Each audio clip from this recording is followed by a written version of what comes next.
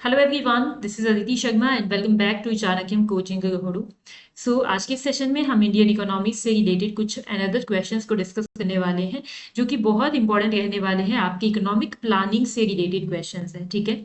तो I just hope आप सभी इस कंप्लीट वीडियो को अच्छे से देखेंगे और क्वेश्चंस का आंसर देने की पूरी कोशिश करेंगे। वीडियो पसंद आए तो वीडियो को लाइक कीजिएगा, चैनल को सब्सक्राइब कीजिएगा और अपने फ्रेंड्स के साथ शेयर करना मत भूलिएगा। चलिए स्टार्ट करते हैं आज के सेशन का पहला क्वेश्चन। और जो फर्स्ट क्वेश्चन है हमारे पास थोड़ा सा बड़ा क्वेश्चन है, इसलिए मैं साइज थोड़ा सा रिड्यूस कर देती हूँ इसका, ताकि आप क्लियरली विजिबल हो सके। इससे पहले 100 क्वेश्चंस को हम डिस्कस कर चुके हैं अपने प्रीवियस लेक्चर्स में। अगर आपने उन क्वेश्चंस को नहीं देखा है तो एक बार उनको भी देख लीजिएगा, क्योंकि बहुत इंपॉर्टेंट सेगमेंट है इंडियन इकोनॉमी में आपका इकोनॉमिक प्लानिंग वाला सेक्शन, ठीक है। तो क्वेश्चन नंबर 101 यानी कि आज के सेशन का फर्स्ट क्वेश्चन है, भारत में नीति आयोग के बारे में आपने सही बात बतानी है, ठीक है। 2015 में बनाया गया था, संवैधानिक निकाय है, सलाहकारी निकाय है, सरकारी विभाग है। नीति आयोग के बारे में पिछले सेशन में भी मैंने आपको चीजें डिस्कस करी थी, तो यहाँ पे ज्यादा मैं आपके साथ डिस्कशन नहीं करने वाली हूँ, मैं डायरेक्टली आपको आंसर पे ले चलती हूँ। देखिए, नीति आयोग जो है आपको पता है कि ये आपका बनाया गया था प्लानिंग कमीशन को रिप्लेस करके, ठीक है। प्लानिंग कमीशन हमारा रिप्लेस किया गया था और उसकी जगह पे 1 जनवरी 2015 को नीति आयोग की स्थापना की गई थी। एंड नीति आयोग के जो अध्यक्ष होते हैं वो होते हैं प्रधानमंत्री। तो ये सारी चीजें मैंने आपको ऑलरेडी बता दी है, और ये एक संवैधानिक निकाय नहीं होता है, ठीक है।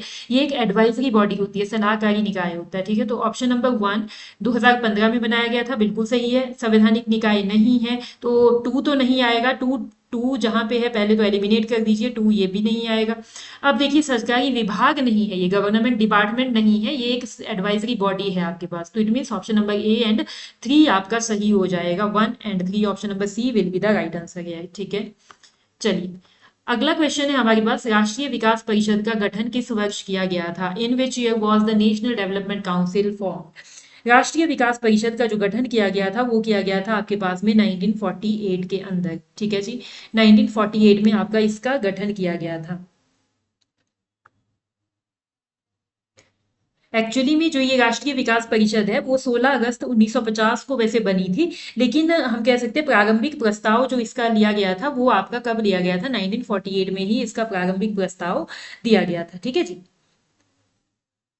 और ये जो राष्ट्रीय विकास परिषद है इसका मेन जो काम था, मुख्य उद्देश्य था, भारत में विकास योजनाओं का मूल्यांकन और अनुमोदन करना। यानी कि विकास की जो योजनाएं बनाई जाती है उसको देखना कि किस सही तरीके से है या फिर नहीं है, ठीक है। तो इसके लिए आपके पास में इनिशियली ये बन गई थी आपका, हम कह सकते हैं 1948 में स्टार्ट हो गया था प्रोसेस, आपकी फाइनली जाके गठन कब हुआ था? 16 अगस्त 1950 को हुआ था, ठीक है ना। प्रारंभिक प्रस्ताव 1948 में आ गया था। चलिए, अगला क्वेश्चन है हमारा, राष्ट्रीय विकास परिषद का अध्यक्ष कौन होता है? राष्ट्रीय विकास परिषद का अध्यक्ष ऑब्वियसली आपके पास में प्रधानमंत्री होते हैं, ठीक है जी। चलिए, अगला क्वेश्चन है, राष्ट्रीय विकास परिषद का पदेन सचिव कौन होता है?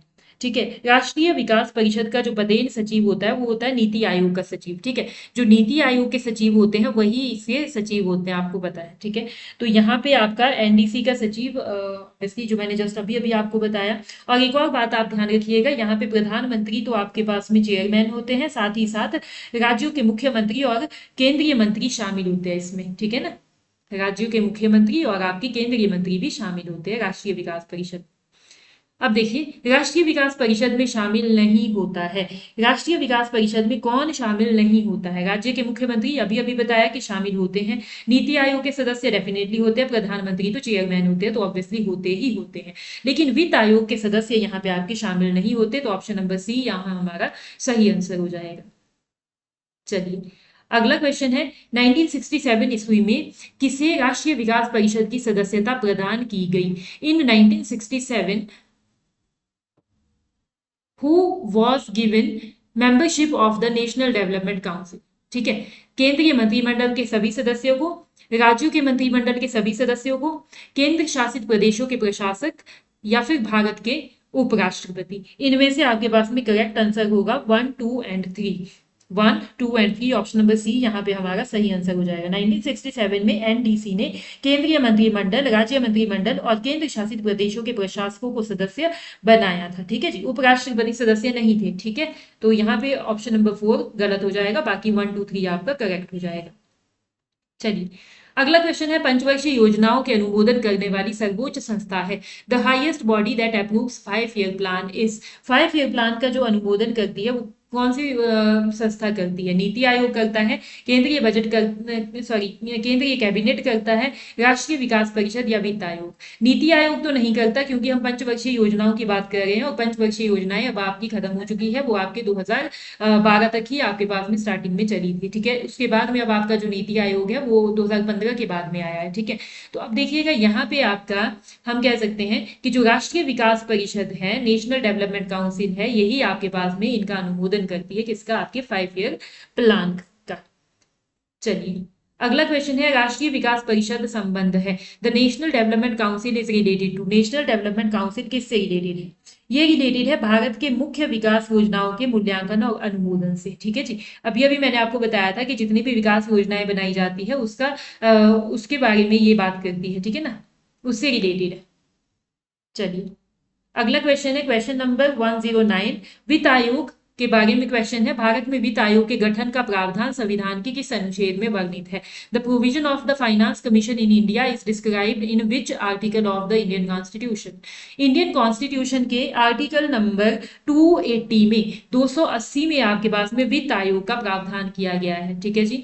और आप जानते हैं कि जो ये वित्त आयोग है अभी हमारे पास में 15th फाइनेंस कमीशन चल रहा है और आपका जो 16th फाइनेंस कमीशन है वैसे तो वो आपका इंप्लीमेंट हो जाना था लेकिन अभी नहीं हो पाया है, अब आपका नेक्स्ट ईयर से इंप्लीमेंट होने की बात है, ठीक है।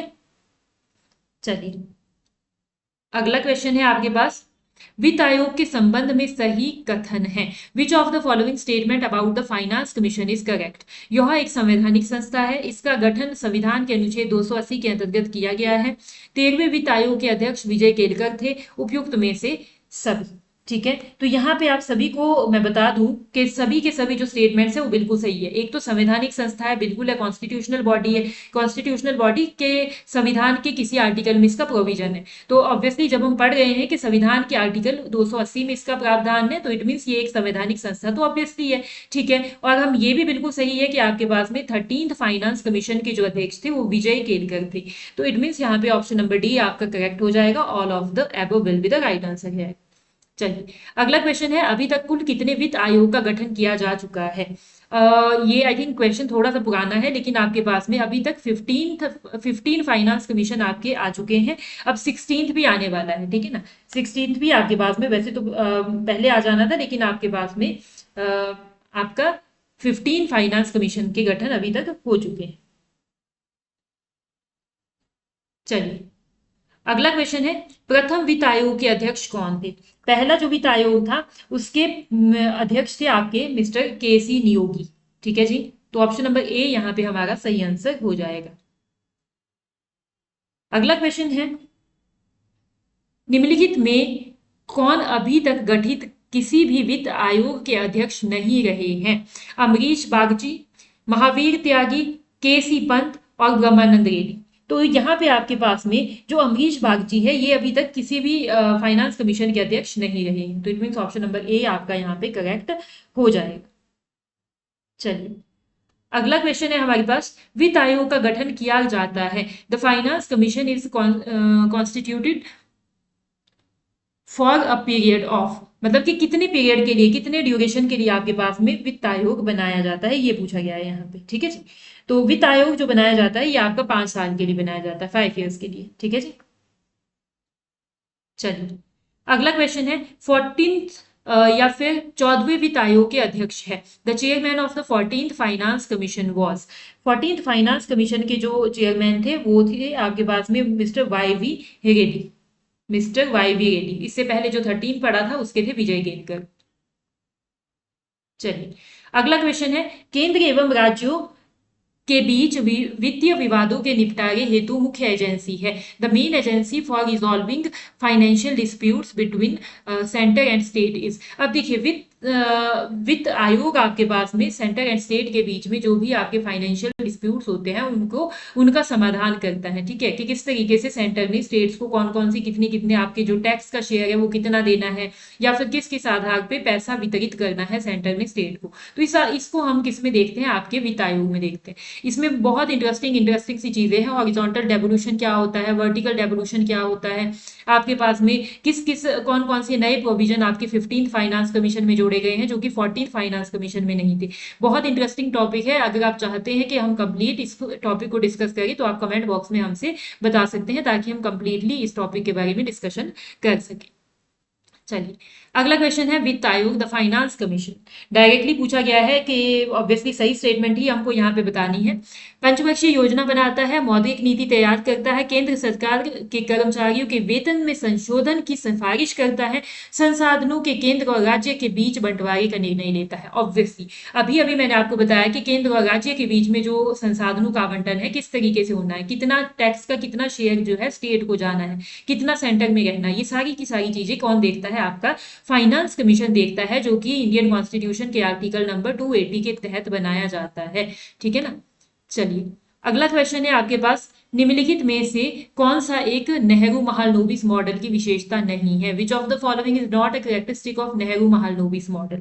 नेहरू महालनोबिस मॉडल की कैरेक्टरिस्टिक आपकी नहीं है। ऑप्शन नंबर पहले पढ़ लेते हैं। पूंजीगत माल के उद्योगों का विकास, या फिर अर्थव्यवस्था में राज्य की प्रमुख भूमिका, सार्वजनिक क्षेत्र में औद्योगिक विनियमन मुक्ति और विनिवेश यानी कि industrial deregulation and disinvestment in public sector, सार्वजनिक क्षेत्र के विस्तार और महत्व में वृद्धि। तो यहाँ पे सारी के सारे स्टेटमेंट्स आपके सही है, लेकिन ऑप्शन नंबर सी हमारा गलत है। तो इट मीन्स ये आपके भाग में ऑप्शन नंबर सी यहाँ हमारा गलत हो जाएगा। ये जो नेहरू महालनोबिस मॉडल है ना, इसमें भारी उद्योगों को यहाँ पे भारी उद्योगों को राज्य की प्रमुख भूमिका यहाँ पे बताई गई थी, ठीक है ना। चलिए, अगला क्वेश्चन है आपके पास, भारतीय पंचवर्षीय योजना 2012 से 17 की व्यापक दृष्टि और आकांक्षा क्या थी?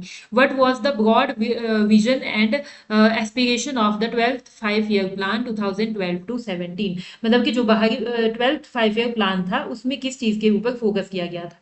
तो उसमें फोकस किया गया था आपके पास में ऑप्शन नंबर जो ए है यही हमारे पास में सही दिख रहा है कि तीव्र धारणीय और अधिक समावेशी विकास, यानी कि faster sustainable and more inclusive growth. कि फास्ट तीव्र गति से हमने विकास करना है, सस्टेनेबल ग्रोथ करनी है, इंक्लूसिव ग्रोथ करनी है। सस्टेनेबल डेवलपमेंट का मतलब होता है, सस्टेनेबल ग्रोथ का मतलब होता है कि हमने आज की आवश्यकताओं की पूर्ति तो करनी ही करनी है, यानी कि आज जो है मतलब कि अगर हमने अपना डेवलपमेंट करना है, आज की पीढ़ी का डेवलपमेंट करना है, तो उसको हमने इस तरीके से करना है कि जो प्राकृतिक संसाधन है वो हमारी भविष्य की आने वाली पीढ़ी के लिए भी बचे रह सके। ऐसा नहीं है कि हमने सभी के सभी संसाधन आज खत्म कर दिए, अपने विकास में लगा दिए और आने वाली भविष्य की पीढ़ी के लिए कुछ भी नहीं बचा। तो इट मीन्स वो हमारे पास में विकास सस्टेनेबल डेवलपमेंट नहीं कहलाएगा, ठीक है। जब हम आप अपनी आज की पीढ़ी का विकास करते हैं भविष्य की पीढ़ी को ध्यान में रखते हुए, उनकी नीड्स को ध्यान में रखते हुए, तो उसी को हम सस्टेनेबल डेवलपमेंट कहते हैं। इंक्लूसिव ग्रोथ का मतलब होता है सभी सेक्टर्स का साथ में विकास करना, सभी को साथ में लेके चलना, ठीक है। चलिए, अगला क्वेश्चन हम देखते हैं, द्वितीय पंचवर्षीय योजना के उद्देश्यों में से कौन सा शामिल नहीं था? Which of the following was not an objective of second 5 year plan? Second 5 year plan का ऑब्जेक्टिव कौन सा नहीं था? अब देखिए, यहाँ पे कहा गया है बुनियादी और भारी उद्योगों के विकास पर विशेष बल दिया गया। हाँ बिल्कुल सही है ये आपका, ये तो था ही था। रोजगार के अवसरों में व्यापक विस्तार, बिल्कुल औद्योगिकरण होगा तो आपके पास रोजगार के अवसर तो बढ़ेंगे ही बढ़ेंगे। खाद्यान्नों में आत्मनिर्भरता और कृषि उत्पादकता में वृद्धि, ऑब्वियसली ये भी आपके पास में ठीक है। आय और संपत्ति की असमानता को घटाना और आर्थिक शक्ति का समान वितरण, ये आपके पास में गलत है। यानी कि देखो पूछा क्या गया है, not an objective of second 5 year plan, तो इट मीन्स गलत नहीं है, ओनली यही ऑप्शन हमारा सही होगा, ठीक है। ओनली यही ऑप्शन हमारा यहाँ पे सही होगा। क्यों? क्योंकि यही एक है जो आपके पास में सेकंड 5 ईयर प्लान का उद्देश्य नहीं है, बाकी सभी के सभी आपके सेकंड 5 ईयर प्लान के उद्देश्य रहे हैं। ध्यान देने योग्य बात यह है कि जो हमारा फर्स्ट 5 ईयर प्लान था वो बेस्ड था आपके हैरेट डॉमर मॉडल के ऊपर, जिसमें कि आपके पास बताया जाता था कि अल्पकाल में शॉर्ट रन में कैसे ज्यादा से ज्यादा ग्रोथ लाया जाए इकोनॉमी में, ठीक है। उसके लिए एग्रीकल्चर डेवलपमेंट को उन्होंने फोकस किया था कि भाई एग्रीकल्चर डेवलपमेंट पे ज्यादा ध्यान देना है, तभी हमारा विकास हो सकता है। और दूसरी जो पंचवर्षीय योजना थी वो थी बेस्ड आपके महालनोबिस मॉडल के ऊपर। और महालनोबिस मॉडल ये बताता है कि लॉन्ग रन में ग्रोथ को कैसे बनाए रखना है, कैसे हमने लॉन्ग रन ग्रोथ को अचीव करना है। और ये जो मॉडल है ये बेस्ड था आपके महालनोबिस मॉडल के ऊपर, दूसरी पंचवर्षीय योजना। ठीक है जी, यहाँ पे औद्योगिकरण के बारे में बात की गई थी, ज्यादा से ज्यादा औद्योगिकरण करने की बात की गई थी। ठीक है, चलिए अगला क्वेश्चन है, किस पंचवर्षीय योजना के दौरान आपातकाल लगाया गया था, नए चुनाव हुए थे और जनता पार्टी चुनी गई थी? During which 5 year plan was emergency imposed, new elections held and the Janata party elected. ठीक है, कब आपके पास में ये सब कुछ हुआ था, कौन सी पंचवर्षीय योजना थी वो आपकी? वो थी आपके पास में चौथी पंचवर्षीय योजना, जिसकी हम कह सकते हैं कि 1975 से 7 में आपके पास आपातकाल आया था। ठीक है, 1975 से 77 में चौथी पंचवर्षीय योजना के दौरान। ठीक है जी, चलिए अगला क्वेश्चन है हमारा, राष्ट्रीय विकास परिषद का गठन जिस तिथि को हुआ था वह थी, मतलब कि जो एनडीसी है वो कब फॉर्म हुई थी? आपके पास डायरेक्टली ये कहा गया है, ये फॉर्म हुई थी 16 अगस्त 1950 को। ठीक है ना, 16 अगस्त 1950 को ये आपके पास में गठन हुआ था। अगला क्वेश्चन है आपके पास में, थोड़ा सा बड़ा क्वेश्चन है इसलिए साइज को रिड्यूस कर रही हूँ। आप अपना रेजोल्यूशन वीडियो का इंक्रीज कर सकते हैं अगर देखने में कोई भी दिक्कत आए आप लोगों को। नियोजन पूर्वापेक्षित समझा गया, यानी कि planning was considered essential for, मतलब कि प्लानिंग जो है ना किस चीज के लिए आपके पास में असेंशियल माना गया, ये पूछा गया है यहाँ पे। अब देखिए, संतुलित सामाजिक आर्थिक विकास के लिए, बैलेंस सोशियो इकोनॉमिक डेवलपमेंट के लिए, विकास के लाभ समान रूप से वितरित करने के लिए, equitable distribution of benefit of development के लिए, आंचलिक विषमताओं को दूर करने के लिए, रिमूवल ऑफ रीजनल डिस्पैरिटीज के लिए, उपलब्ध संसाधनों का अधिकतम उपयोग करने के लिए, optimum utilisation of available resources के लिए। तो सभी के सभी जो पॉइंट्स है ये हमारे पॉजिटिव पॉइंट्स है। इट मीन्स प्लानिंग का जो काम है ना वो सभी के सभी पॉइंट्स के लिए इंपॉर्टेंट हो जाता है। तो it means all of the above will be the right answer है। कोई क्वेश्चन हमारे ऐसे होते हैं जो बिल्कुल लॉजिक बेस्ड होते हैं, डायरेक्टली ही उसका आंसर बन जाता है। चलिए अगला क्वेश्चन है, वित्त आयोग के अध्यक्ष के लिए आवश्यक है कि वह the chairman of the finance commission must be, जो हम कह सकते हैं कि आपका जो वित्त आयोग के अध्यक्ष होते हैं वो कैसे होने चाहिए? सार्वजनिक मामलों में अनुभव उनको अच्छा होना चाहिए। ठीक है जी, सार्वजनिक मामलों का जो अनुभव है वो उनको अच्छा होना चाहिए। ठीक है, अर्थशास्त्री की जरूरत नहीं है, वित्त एवं बैंकिंग क्षेत्र का व्यक्ति जरूरी नहीं है, न्यायपालिका की विशेषज्ञता जरूरी नहीं है। तो ऑप्शन नंबर डी यहाँ हमारा सही हो जाएगा। क्वेश्चन नंबर 125 है आपके पास, राष्ट्रीय नियोजन में रोलिंग प्लान की अवधारणा लागू की गई थी। The concept of rolling plan in national planning was introduced by, rolling plan किसके द्वारा आपके पास में इंट्रोड्यूस किया गया था? कॉन्सेप्ट आपके पास राष्ट्रीय नियोजन में ये पूछा गया है, ये आपके पास में इंदिरा गांधी द्वारा बताया गया था। ठीक है जी, ऑप्शन नंबर ए आपका यहाँ पे करेक्ट हो जाएगा। चलिए अगला क्वेश्चन है, भारत में योजना अवकाश प्लान हॉलिडे की अवधि थी, प्लान हॉलिडे की जो अवधि थी वो थी 1966 से 69, 1966 से 69। चलिए अगला क्वेश्चन है, क्वेश्चन नंबर 127 है, 11वीं पंचवर्षीय योजना का उद्देश्य था, the objective of 11th 5 year plan was, 11th 5 year plan का जो उद्देश्य था वो था हमारे पास समावेशी इंक्लूसिव इकोनॉमिक ग्रोथ, सभी सेक्टर का समावेशी विकास, यानी कि सभी को साथ में लेके विकास करना। ठीक है, अगला क्वेश्चन है आपके पास में, किस पंचवर्षीय योजना में समाजवादी ढांचे की स्थापना का संकल्प किया गया था? In which 5 year plan was the goal of establishing a socialist pattern of society adopted. यहाँ पे समाजवादी ढांचे की जो स्थापना की बात की गई थी, ये की गई थी दूसरी पंचवर्षीय योजना में। ठीक है जी, दूसरी पंचवर्षीय योजना में। चलिए अगला क्वेश्चन है, कौन सी पंचवर्षीय योजना अनावृष्टि और 2 युद्धों के कारण प्रभावित हुई? Which 5 year plan was affected by drought and 2 wars? ठीक है, तो ये आपके पास में क्वेश्चन नंबर 129 का सही आंसर हो जाएगा, तीसरी पंचवर्षीय योजना, थर्ड 5 ईयर प्लान। ये आपके पास में इंडो पाक वॉर, इंडो चाइना वॉर के वजह से आपके पास में अफेक्ट हुई थी, और उस टाइम जो ड्रॉट है उसकी वजह से भी इस पे काफी गहरा प्रभाव आपका पड़ा था। ठीक है जी, चलिए अगला क्वेश्चन है आपके पास, 20 सूत्रीय आर्थिक कार्यक्रम प्रथम बार किस वर्ष प्रारंभ किया गया था? The 20 point economic programme was first launch in which year? जो ये 20 पॉइंट प्रोग्राम है ये 1975 में आपका लॉन्च किया गया था। तो ऑप्शन नंबर बी यहाँ पे हमारा सही आंसर होने वाला है। अगला क्वेश्चन है, किस पंचवर्षीय योजना में भारी उद्योग को प्राथमिकता दी गई थी? ऑब्वियसली सेकंड 5 ईयर प्लान था, महालनोबिस मॉडल के ऊपर बेस्ड था। कहा गया था कि इकोनॉमी में अगर लॉन्ग टर्म ग्रोथ लाना है तो लॉन्ग टर्म ग्रोथ के लिए एग्रीकल्चर डेवलपमेंट सफिशिएंट नहीं होगा, हमको इंडस्ट्रियल डेवलपमेंट की बात करनी होगी, तभी जाके हम इकोनॉमी में टिक पाएंगे, यानी कि इकोनॉमी में डेवलपमेंट हमारा लॉन्ग टर्म के लिए हो पाएगा। ठीक है। अगला क्वेश्चन है आपके पास, नीति आयोग के विषय में निम्नलिखित में से कौन सा एक सही नहीं है? Which of the following about NITI Aayog is not correct? इसका गठन योजना आयोग के स्थान पर किया गया है। Formed in place of planning commission, बिल्कुल किया गया है, सही है। इसमें एक पूर्वकालिक अध्यक्ष होता है, it has a full time chairman, obviously होता है क्योंकि इसके जो चेयरमैन है वो हमारे प्रधानमंत्री होते हैं। इसका गठन जनवरी 2015 में किया गया था। जनवरी 2015 में किया गया था, सही है, लेकिन अगर 1 जनवरी डायरेक्टली डेट दी गई होती देन मोस्ट अप्रोप्रिएट होता। ठीक है, 1 जनवरी 2015 को किया गया था, बिल्कुल।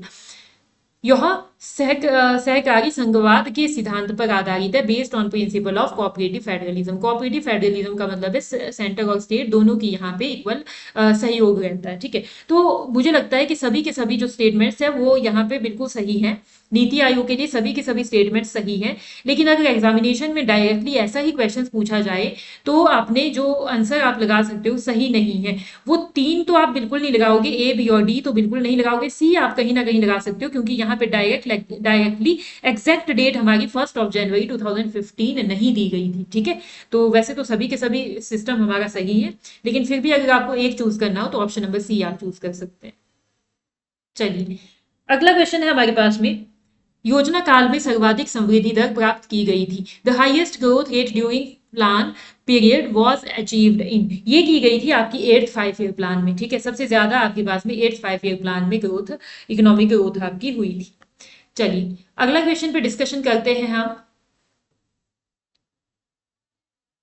क्वेश्चन नंबर 134, थोड़ा सा बड़ा क्वेश्चन है, साइज को थोड़ा सा रिड्यूस कर देंगे वंस अगेन। देखिए, चल योजना यानी कि ये एक्चुअली चल योजना मतलब रोलिंग प्लान की बात की जा रही है। ठीक है, रोलिंग प्लान के बारे में क्या विचार है, यानी कि कौन सी चीजें यहाँ पे सही है? चालू वर्ष की योजना जिसमें बजट वार्षिक बजट शामिल होता है, एक योजना जो 3 4 5 वर्षों के लिए निर्धारित होती है, या फिर आपके पास यह अर्थव्यवस्था की आवश्यकता अनुसार प्रतिवर्ष संशोधित होती है। बिल्कुल, देखिए जो रोलिंग प्लान होता है ना, रोलिंग प्लान होता है जो पर ईयर मतलब कि ईयर बाय ईयर चेंज होता रहता है। मतलब इस साल आपका कुछ और प्लान है, अगली साल उसको देखा जाएगा, फिर नया प्लान बनाया जाएगा। ऑप्शन नंबर 2 तो बिल्कुल नहीं आएगा क्योंकि इसमें एक फिक्स टर्म के लिए 3 4 5 साल के लिए प्लान नहीं बनता, ये सिर्फ एक साल के लिए प्लान बनाया जाता है। ठीक है जी, तो पहला जो स्टेटमेंट है, a plan for the current year including annual budget, बिल्कुल सही स्टेटमेंट है। ए तो आएगा ही आएगा, 1 तो आएगा ही आएगा। यह अर्थव्यवस्था की आवश्यकता अनुसार प्रतिवर्ष संशोधित होती है, ये भी बिल्कुल सही स्टेटमेंट है कि it is revised annually as per needs of economy, definitely economy की नीड के अनुसार। और ये 10 15 वर्षों के लिए तो वैसे ही नहीं होती। फर्स्ट और थर्ड यहाँ पे हमारा करेक्ट हो जाएगा, तो ऑप्शन नंबर बी बिल्कुल सही है। चलिए, अगला क्वेश्चन है हमारे पास, नेहरू महालनोबिस विकास रणनीति पहली बार किस पंचवर्षीय योजना में लागू की गई थी? तो ये जो नेहरू विकास मतलब महालनोबिस जो मॉडल था, ऑब्वियसली आपका सेकंड 5 ईयर प्लान में लाया गया था, तो ऑप्शन नंबर बी यहाँ पे हमारा करेक्ट आंसर हो जाएगा।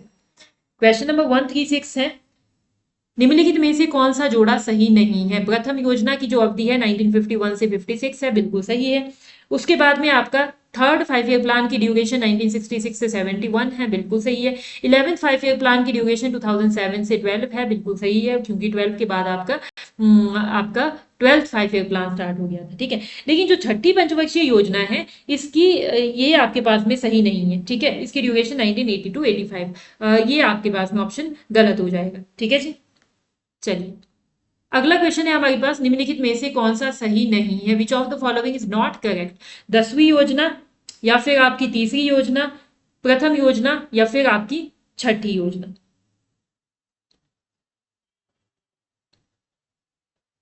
तो यहां पे आप देख सकते हैं कि यहाँ पे वंस अगेन आपका वही चीज दी गई है, ऑप्शन नंबर डी आपका यहाँ पे गलत हो जाएगा। आई थिंक दोबारा ये क्वेश्चन हमारे पास में आ गया है।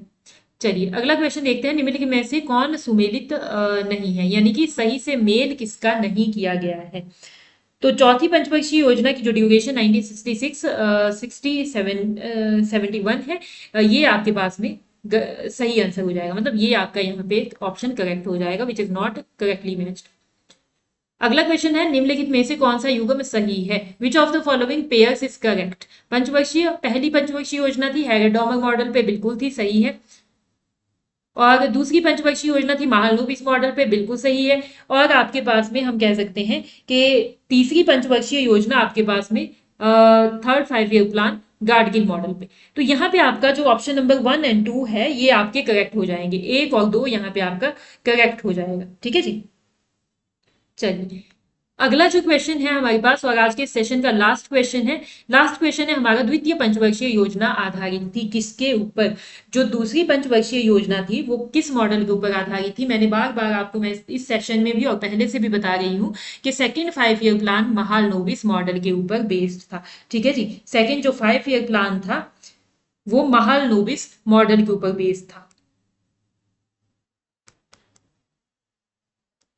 ठीक है, तो यहाँ पे अब देखिएगा बहुत इंपॉर्टेंट टर्म्स हो जाती है हमारे पास कि जो फर्स्ट 5 ईयर प्लान है ये हमारे पास में हैगर-डॉमर मॉडल पे बेस्ड था, जो कि शॉर्ट रन ग्रोथ की बात करता था कि अल्पकाल में इकोनॉमी में कैसे ग्रोथ लानी है। तो इन्होंने सुजेशन दिया था कि इकोनॉमी में अगर अल्पकालीन ग्रोथ लानी है तो हमको एग्रीकल्चर डेवलपमेंट करना पड़ेगा। ठीक है, तभी जाके जल्दी से जल्दी हमारा डेवलपमेंट ग्रोथ हो सकता है। तो इट मीन्स पहला जो 5 ईयर प्लान था वो बेस्ड था एग्रीकल्चर डेवलपमेंट के ऊपर, लेकिन जो दूसरा पंचवर्षीय योजना थी, सेकेंड 5 ईयर प्लान था, ये हमारे पास में बेस्ड था महालनोबिस मॉडल के ऊपर, जिन्होंने बताया था कि भाई लॉन्ग रन में इकोनॉमिक ग्रोथ हमको कैसे अचीव करनी है। तो इट मीन्स यहाँ पे आपका जो ऑप्शन नंबर 2 है महालनोबिस मॉडल, ये बिल्कुल करेक्ट आंसर यहाँ पे होने वाला है।